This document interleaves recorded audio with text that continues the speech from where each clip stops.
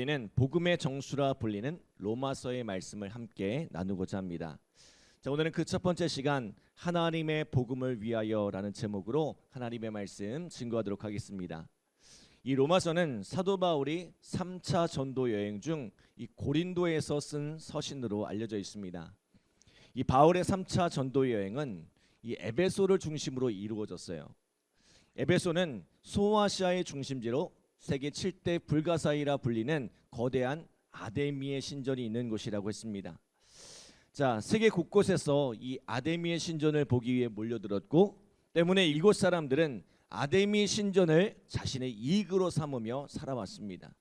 그런데 이런 우상의 중심지에 바울이 복음을 전할 때 놀라운 부흥이 일어났습니다. 회당에 들어가 석 달 동안 복음을 전하고 또 2년 동안 날마다 두란노 서원에서 말씀을 증거하니 사람들이 말씀을 듣고 변화되어 갔습니다. 하나님께서 바울의 손으로 능력을 행하게 하시니 병든 자들이 고침을 받고, 심지어 바울의 손수건이나 앞치마만 가져다 얹어도 병이 낫고 악귀가 떠나갔습니다. 심지어 마술을 하는 사람들은 은 5만 어치의 이 마술책을 불태우고 삶을 돌이키는 일도 일어났습니다. 그러므로 사도행전 19장 20절에 보면 이와 같이 주의 말씀이 힘이 있어 흥왕하여 세력을 얻으니라 라고 말씀합니다.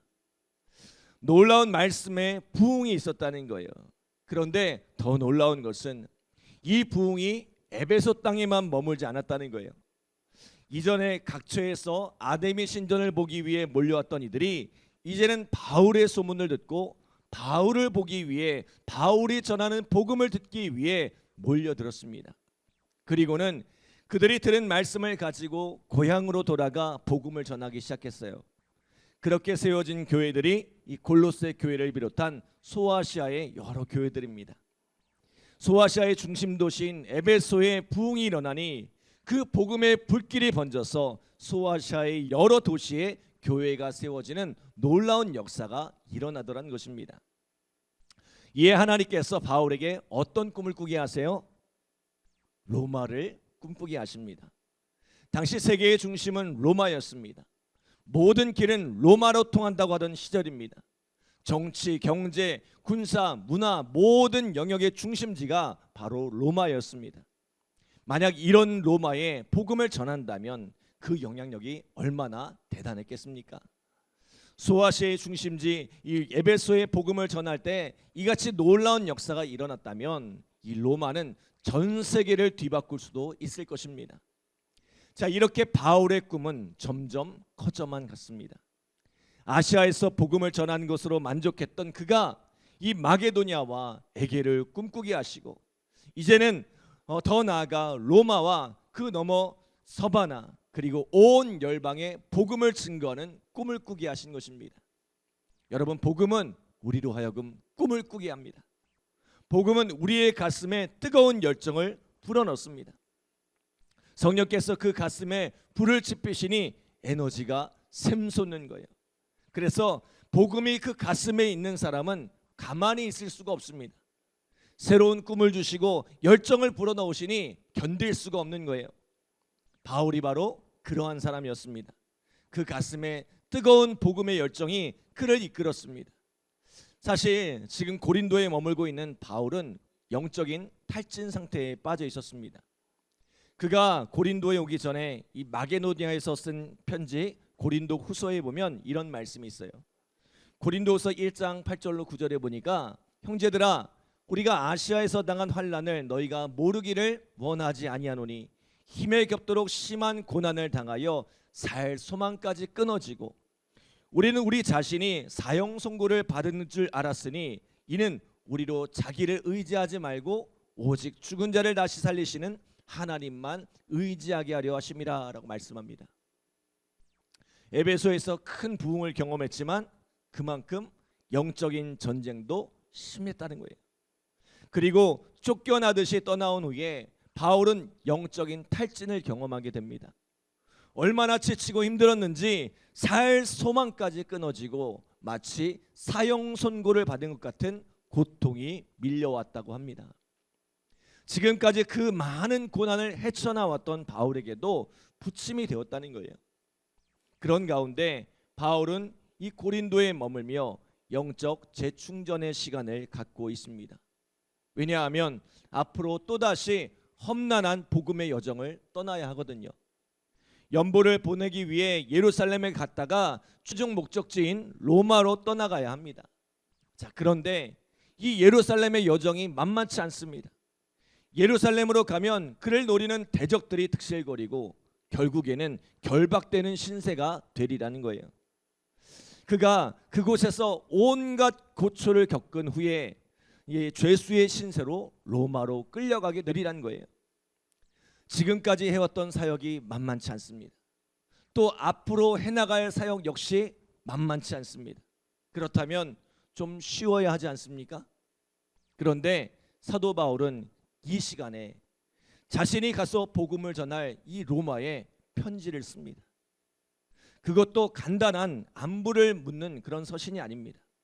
이 복음의 정수라 불리는 로마서라는 이 역작을 써낸 거예요.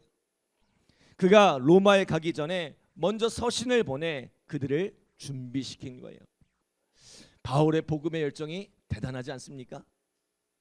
여러분, 지칠 줄 모르는 열정, 쉬지 않는 열정, 꺼지지 않는 그 열정이 대단하지 않습니까?